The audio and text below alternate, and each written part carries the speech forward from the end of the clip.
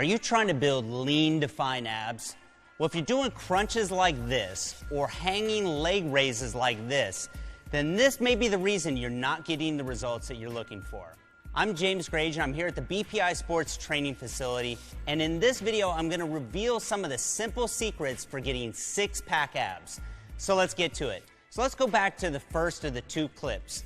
Can you figure out what I'm doing wrong here? Now, it's actually something that's very easy to correct when you understand the function of your abs. Your six-pack is made up of a muscle group called the rectus abdominis, which enables the curvature of the lower spine and the tilting of your pelvis. Now, this muscle group attaches at the bottom of the ribs, point A, and at the top of the pubic bone, point B. Now, this is important to note because when a muscle contracts, it shortens the distance between the two connecting points. So let's go back and look at the clip of the crunch. Now, as you can see, there isn't much of a change in distance between points A and B. Now, as I mentioned before, your rectus abdominis enables the curvature of your lower spine. So if your back is flat throughout the range of motion, then you aren't fully contracting the muscle.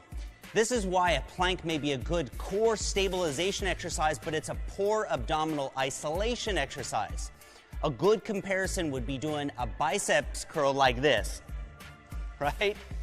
You're never going to build great arms that way, and the same holds true for abs. It's no wonder some people think they have to do 1,000 crunches a day to get abs, which isn't true. So, to properly do a crunch, think about bringing your head towards your knees instead of up toward the ceiling. Just make sure you don't pull on your neck or head. Now, as you can see here, this now gets a nice curvature in the lower spine and brings point A and B closer together. You should now feel a greater contraction throughout your entire abdominal region.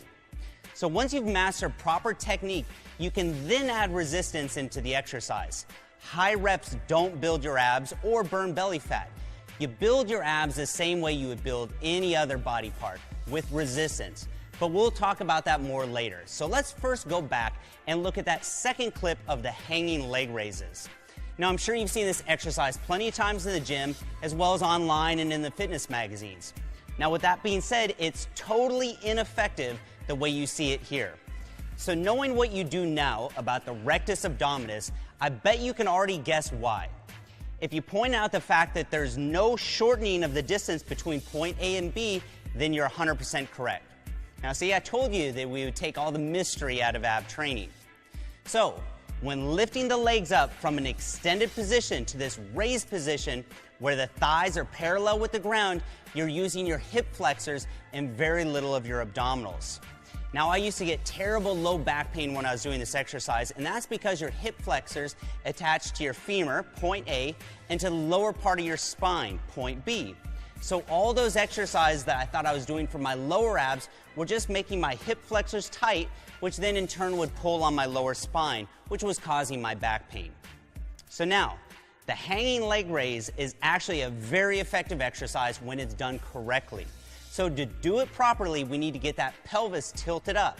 And to do this, we're going to eliminate this first part of the range of motion that we see here in the clip. So instead of finishing in this top position, we're going to use that as our starting point. From there, we're going to do a reverse crunch. Now, don't think about bringing your knees straight up toward the ceiling, but instead think about bringing them towards your head, just like we did with the crunch, but in reverse. So you can see here that we're now getting good curvature in the spine, and we're bringing points A and B closer together for maximum muscle contraction. Now, make sure you don't use momentum or swing. Start with a slow and controlled movement and then squeeze at the top before coming back to the starting position. Now, that squeeze is the most important part, so don't rush it. So now that you know what the function of your abdominals is, you can apply this exact same discipline to any ab exercise.